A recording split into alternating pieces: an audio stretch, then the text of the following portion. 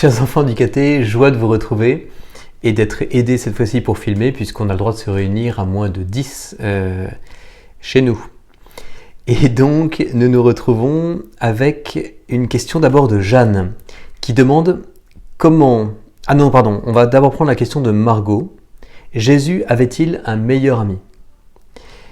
Oui, Jésus avait un meilleur ami, comme toi Margot et comme moi. Le meilleur ami de Jésus, est-ce que certains d'entre vous le savent ? C'est un apôtre et c'est Jean. Saint Jean, est le meilleur ami de Jésus, qui d'ailleurs va le suivre, vous savez, jusqu'au pied de la croix, avec la Vierge Marie. Seul Jean était là à ce moment crucial de la mort de Jésus.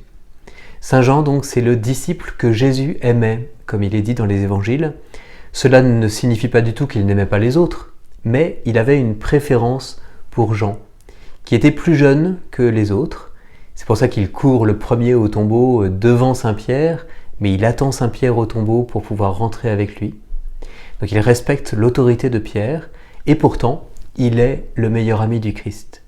Un autre signe nous le manifeste, il va se pencher sur la poitrine de Jésus, sur le cœur de Jésus, au moment du dernier repas, à la scène, pour lui demander « Seigneur, qui va te trahir ?» Et Jésus lui dit « Celui qui prend la bouchée avec moi, Judas. » Voilà. Donc Saint Jean est le meilleur ami du Seigneur et voilà, il lui confiait peut-être des choses plus intimes, plus profondes, plus personnelles, et c'est ça qui a donné le magnifique évangile de Jean, le 4e évangile. Jeanne demande « Comment Dieu réagira-t-il à la fin du monde ? Il laissera les hommes mourir ?» Bon, et ta question est un peu plus longue, mais je m'arrête là. Jeanne, Dieu réagira bien à la fin du monde. Qu'est-ce que ça veut dire bien ? Ça veut dire que Dieu ne va pas être celui qui s'énerve du haut du ciel et qui écrase les hommes comme des fourmis. Peut-être que, comme la Bible semble le dire, eh bien la fin du monde sera effectivement dans des tribulations, ça veut dire dans des choses naturelles qui nous troublent, qui nous effraient même, et puis peut-être que tout le monde va mourir. Je ne sais pas te dire. On ne sait pas. Et on ne sait même pas quand cela sera. Jésus n'a jamais donné de date de la fin du monde. Il a dit même que seul le Père sait et a fixé les moments pour cela. Par contre, ce qui est sûr, c'est qu'à la fin du monde, eh bien, Dieu rassemblera toutes les nations. Tous ceux qui quittent cette terre seront devant Dieu. C'est ce qu'on appelle le jugement dernier, le jugement de la fin du monde. Et il récompensera ceux qui ont vécu dans l'amour de Dieu et l'amour du prochain.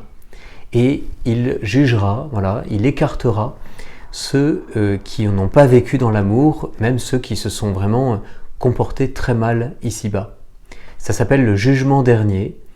Et à ce moment-là, eh bien, on verra que à chaque fois qu'on rend service à quelqu'un d'autre, à chaque fois qu'on aime surtout les pauvres, à chaque fois qu'on va visiter un prisonnier en prison, qu'on donne un vêtement à quelqu'un qui n'a pas les moyens de s'en acheter, eh bien, ou qu'on visite un malade, eh bien, c'est Jésus lui-même auquel on fait du bien. Et finalement, c'est nous-mêmes eh bien, qui serons récompensés par lui pour cet amour. Voilà. Dieu ne laissera pas les hommes mourir, mais même s'ils doivent mourir à la fin du monde, il les emmènera pour la vie éternelle et les récompensera de son amour à lui. Maxime, à la résurrection, comment sera notre corps ? Jeune, vieux, ce nouveau corps vieillira-t-il à son tour ? Bravo pour la qualité de la question, Maxime. Et donc, il faut répondre avec ce que l'on sait. Voilà, on ne sait pas tout. Il faut aussi réserver le mystère. Voilà, laisser Dieu eh bien, nous donner la solution. Et pourtant, ce que l'on sait, grâce à la parole de Dieu, grâce aussi à ceux qui ont vécu des expériences proches de la mort, un accident par exemple, et puis qui sont revenus parce que ce n'était pas leur heure, eh bien, on sait que là-haut, eh bien, Dieu nous donne un corps immortel, nous donne un corps donc qui ne vieillira pas à nouveau. On ne vieillit pas au paradis, on entre dans la vie éternelle, et on est dans un corps qui est le plus beau que notre vie a pu produire. Qu'est-ce que ça veut dire ? Ça veut dire que quelqu'un, par exemple, qui est mort jeune, eh bien, vivra dans un corps jeune pour l'éternité. Quelqu'un qui a été, par exemple, je ne sais pas, une très très belle personne quand elle était plus âgée, par exemple, et qui a découvert vraiment tout l'amour des autres quand il était plus âgé, eh bien, aura ce corps plus âgé, mais resplendissant d'amour. Voilà.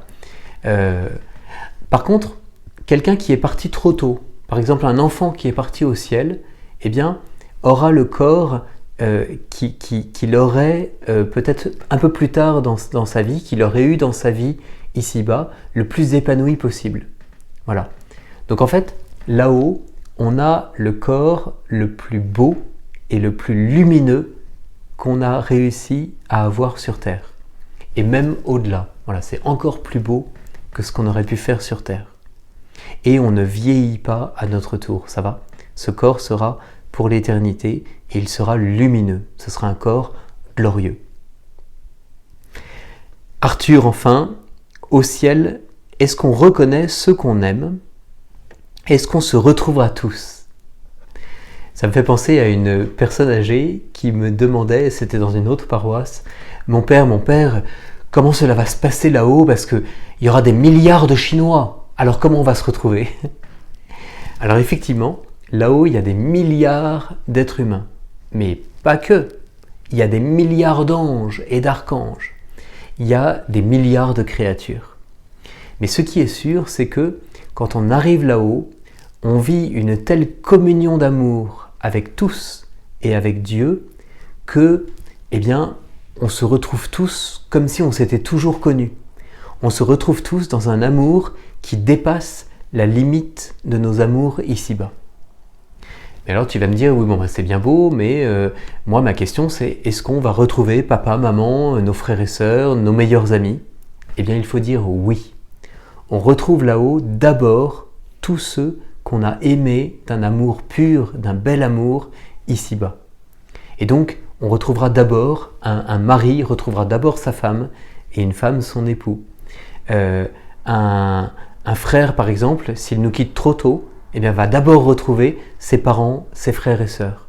Voilà, on retrouve d'abord ceux qui nous ont été attachés, ceux qui nous ont été liés par l'amour ici-bas. Mais après avoir retrouvé cela, alors ils nous introduisent eh bien, dans l'immensité des relations que l'on a au ciel et qui ne sont pas limitées. Voilà. On ne va pas juste retrouver ses amis et sa famille et on ne s'occupera pas des autres. Non, on va retrouver sa famille et ses amis d'abord. Et ensuite, on va élargir notre cœur à l'ensemble de ceux qui sont au ciel grâce à l'amour de Dieu qui n'est pas limité, grâce à l'amour de Dieu qui est infini. On va partager cet amour infini de Dieu et ça va être magique, quoi, magnifique. Voilà, donc j'espère que ces questions qui sont sur le ciel et la résurrection eh bien, vous donnent envie d'arriver au ciel. C'est le but de notre existence, voilà, on est né ici-bas pour atteindre le ciel. Un autre d'entre vous, zut, j'ai gardé la question dans mon ordinateur, mais je la traite maintenant, demandait, mais alors, pourquoi c'est Joachim? Pourquoi être venu sur Terre si c'est pour retourner au ciel? On aurait pu y aller directement ou rester directement là-haut. Eh bien, c'est le mystère de la liberté, voilà. Dieu a voulu nous créer libres. Nous avons mal usé de cette liberté en disant non à Dieu, c'est le péché originel, et on s'est retrouvés sur la terre, et désormais les hommes, dans la communion qu'ils vivent entre eux, naissent sur terre, accèdent à la vie terrestre qui est déjà magnifique, mais ont comme but eh bien, de dire « Oui Seigneur, je veux aimer librement », et une fois que j'ai dit que je veux aimer librement par toute ma vie, alors ma mort devient un passage vers la vie éternelle. Donc, voilà, si Dieu avait voulu qu'on reste au ciel, sans jamais pouvoir dire non, je ne veux pas aimer, eh bien, il n'y aurait pas eu effectivement l'épreuve, on va dire, de cette vie terrestre, mais en même temps, on ne serait pas libre. Donc on serait resté là-haut, programmé pour aimer. Et donc ça, ce ne serait pas l'amour véritable, ce ne serait pas la joie véritable du ciel, où on doit être tous libres pour aimer. Et le but de notre vie ici-bas, sur Terre, eh bien, c'est de nous rendre toujours plus libres pour aimer. Et c'est pour ça qu'on lutte contre le non-amour, qu'on lutte contre le péché, qu'on lutte pour devenir de véritables enfants de Dieu, enfants de lumière, pleins d'amour, grâce à l'amour que Dieu nous procure lui-même. Voilà. Alors, je vous souhaite de viser le ciel, de chercher à être des saints et des saintes comme Sainte Thérèse de Lisieux, que vous connaissez bien, et ainsi d'arriver là-haut où nous nous retrouverons tous et où nous retrouverons ceux qui nous ont précédés et pour lesquels nous prions en demandant au Seigneur de les libérer totalement pour qu'ils vivent de la plénitude de l'amour de Dieu pour toujours.